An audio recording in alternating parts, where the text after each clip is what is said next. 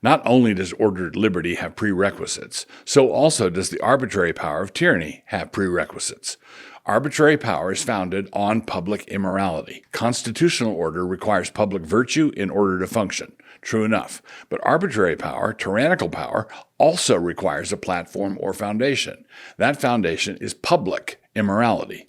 This is why public immorality has been so actively promoted.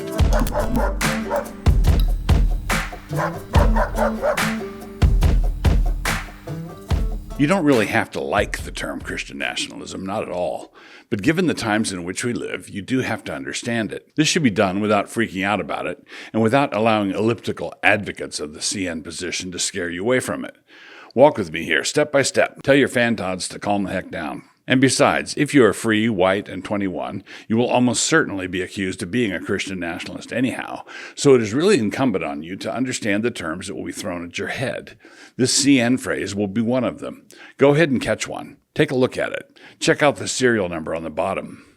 Alternative names. Other terms that will be thrown at you, racist, misogynist, theo-fascist, and so on, are not usable at all. Let them whistle by.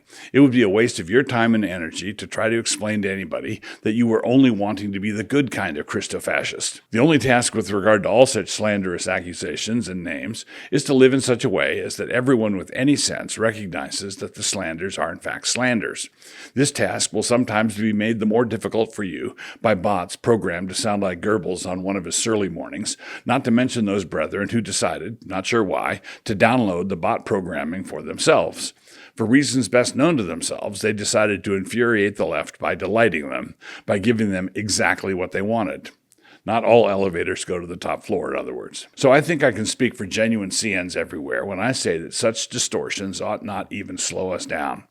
Did I just use the phrase genuine CNs? Well, yes, I did. Don't be fooled by imitations. Jesus really did rise from the dead, and this has political ramifications.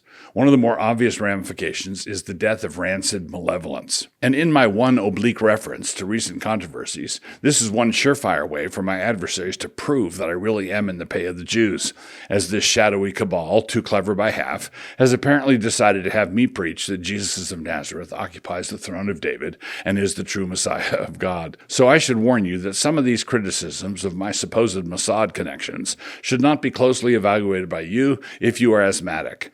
The resultant wheezing would probably not be good for you. So, CN is different. The Christian nationalist really is in a different category from all those other jibes. You are already an American, a citizen of this nation. You want to be a productive and fruitful citizen. That should make you think immediately of the essential question, which is, of course, by what standard? Productive and fruitful according to whom? And this should make you move right on to the next realization. You are a Christian, are you not? How can these two categories, American and Christian, be understood together? You are already both. You are already American and already Christian. What genuine Christian nationalism does is insist that these two categories need to be related to one another thoughtfully and properly. In order for the two to be related properly, in order to be the genuine Christian nationalist position, the Christian part must completely outrank the American part. If the nationalist part swallows and digests your understanding of the gospel, then it is not Christian nationalism at all, but rather just nationalism. You already have the ham, and you already have the cheese. And so I want to explain to you how you can make yourself a ham and cheese sandwich. Furthermore, I'm also wanting to explain to you how you will have great difficulty in making anything but a ham and cheese sandwich. Some in denial will resort to semantics. Conservative Christians who want to integrate their faith and their politics, but who don't want to be CNs, can always say, no, this is a cheese and ham sandwich. Sure, knock yourself out. So to confess that you want America to be a Christian nation again is not to embrace a slander. It is simply to recognize that the Great Commission did not exempt America from the Lord's charge to disciple all the nations. Jesus did not claim all authority in heaven and on earth, except in those regions identified as neutral zones by the Ninth Circuit. A nation, not a creed. To begin with the understanding that America is simply one more nation among men, like all the other nations, and that we must not be thought of as a propositional or ideological construct. To argue that America is merely a propositional nation is to set up our country as a counterfeit church, as a rival to the true faith. But to recognize that we are simply an ordinary nation, greatly blessed to be sure, but still ordinary, is to make a claim that fits nicely into the scriptural pattern. Blessed nations can bring their honor and glory into the New Jerusalem, but conceited nations do not ever get to become the New Jerusalem. Put bluntly, if America is simply a creed, then it is a false one. But if America is a nation held together by a complex combination of natural goods, shared history, shared legal traditions, shared language, shared customs, shared symbols, and yes, shared propositions, e.g., Jesus rose from the dead, then it is possible for us to be a part of a mere Christendom. As a loyal American son, I would love it if the part we are to play got to be a significant one, but it will only ever be truly significant if we learn to walk humbly with our God. That is not, incidentally, how we are currently walking. If America is the true religion, then a man elsewhere in the world who loves his nation needs to be treated like an infidel. But if America is being summoned to submit to the true religion, along with all other nations, then no conflict arises when other nations are summoned in the same way.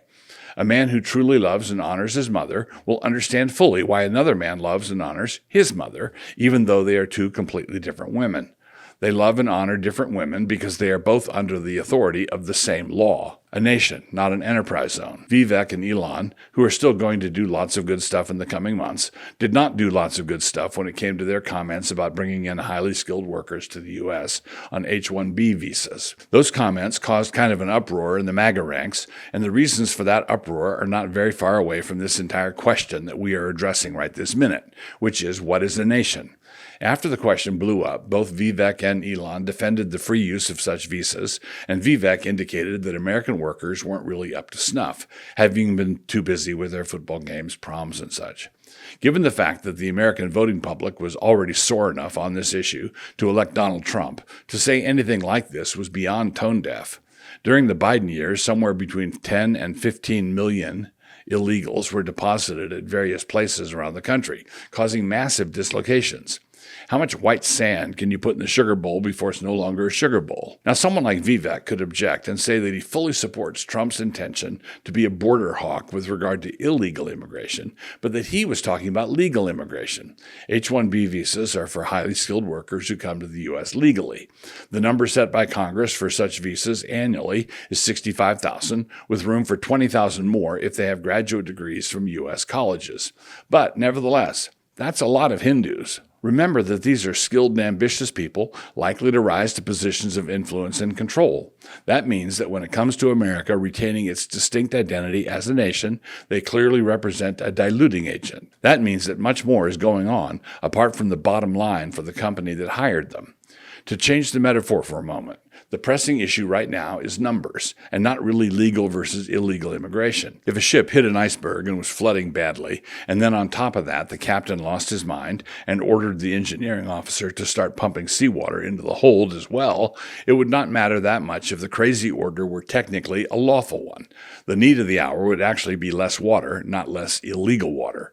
So those who object to this kind of naked skills-wages calculus, as I do object, are therefore right to say that we are a nation, not an enterprise zone. But one more layer needs to be added to this, and this is an area where I believe that the theonomic CNs have an insight that the non-theonomic CNs do not have. If we are a nation seeking to live under the blessing of God, as he describes such blessings in Deuteronomy, then we will in fact be an enterprise zone, meaning we will be blessed in basket and in store, Deuteronomy 28:5. So the issue that is being forgotten is this one. Enterprise zone for whom? When the tech bros don't really care who's the head and who's the tail, they are thinking like globalists and not like citizens. The stranger that is within thee shall get up above thee very high, and thou shalt come down very low. He shall lend to thee, and thou shalt not lend to him. He shall be the head, and thou shalt be the tail. Deuteronomy 28:43 and 44. But of course, given theonomy, there's a ditch on the other side of the road as well. If nativists want to be lazy and entitled whiners and want to fight for DEI but for white guys, meaning they want to remain the head and not the tail as a matter of automatic birthright, then they are trying to demand God's covenant blessings without meeting God's covenantal conditions. God will nevertheless give them over to the Hindu and Muslim immigrants, not in deference to some cosmopolitan ideal, but rather as a covenantal chastisement for their disobedience. Covenants have conditions and stipulations. A wise servant shall have rule over a son that causeth shame, and shall have part of the inheritance among the brethren. Proverbs 17:2. So if you want a nation and not a creed, and if you want a nation and not a mere enterprise zone, then what actually matters is the blessing of God. At the end of the day, that is the only thing that matters. Blessed is the nation whose God is the Lord. Psalm 33:12. Relating two realities that are already realities. So we are a nation already. That structure already exists. The two basic alternatives to nationhood would be failed state tribalism on the one hand and eat your crickets globalism on the other. Many of our current grease-fire political issues, like out-of-control immigration, are the result of deliberate attempts to degrade and destroy this national reality. If we disintegrate into 100 pieces, then it will be easier for us all to be assimilated into the globo hive. And if we don't disintegrate, but also don't eradicate the swollen domestic statism that is currently devouring us, then what will happen is that our portion of the Borg will eventually merge with the Euro-Borg hive mind, two different routes to the same unhappy end. But assume that the nation has not been so degraded. Assume that we still exist as an identifiable nation. Assume that the populist revolt that is currently underway has resulted in at least this blessing, i.e. that America is still a recognizable nation. It is a nation fighting for survival as a nation, but there is at least a fight that is still going on. This means that there's yet one more thing that needs to be addressed. As that identifiable nation, have we been behaving in ways that make God angry? And if we are, then wouldn't it be a good idea to stop it? To repent? Shouldn't that be an essential part of what we are laboring for? And if we do repent, and if we do cry out to God using His name, then wouldn't that be Christian nationalism? Apart from Christ, how can we be delivered from this? And if we are delivered from this by Him, shouldn't we be willing to be called by His name? Foundation of tyranny. Gouverneur Morris, one of our founding fathers, once made this striking observation. From the same pure fountain of wisdom, we learn that vice destroys freedom, that arbitrary power is founded on public immorality. Emphasis mine. You should already be familiar with the great John Adams quote, "Our Constitution was made only for a moral and religious people. It is wholly inadequate to the government of any other." This is profoundly true. A moral and a religious people are the only platform upon which a structured constitutional order like ours can survive. But the Morris quote is even more profound than that. Not only does ordered liberty have prerequisites, so also does the arbitrary power of tyranny have prerequisites. Arbitrary power is founded on public immorality. Constitutional order requires public virtue in order to function. True enough. But arbitrary power, tyrannical power, also requires a platform or foundation. That foundation is public immorality. This is why public immorality has been so actively promoted. This is why the pride parades. This is why the drag queen story hours. This is why abortion is being treated as their blood sacrament. This is why the savage travesty of same-sex marriage was imposed on all 50 states. This is why there's porn in every American hotel room. This is why students in the government schools are actively groomed in the catechesis of gender dysphoria. This is why pedophiles are hiding under the alphabet people plus sign. This is why all of that. So they are not doing all this in order to drive us to the orgy. They are driving us to the orgy so that after we have had our fill, we will be too exhausted to resist when they start attaching the shackles and chains. The orgy is not the end, not the destination, not the point. The orgy has been the means. The orgy was not the trap, but rather just the bait. And this is why it really is Christ or chaos.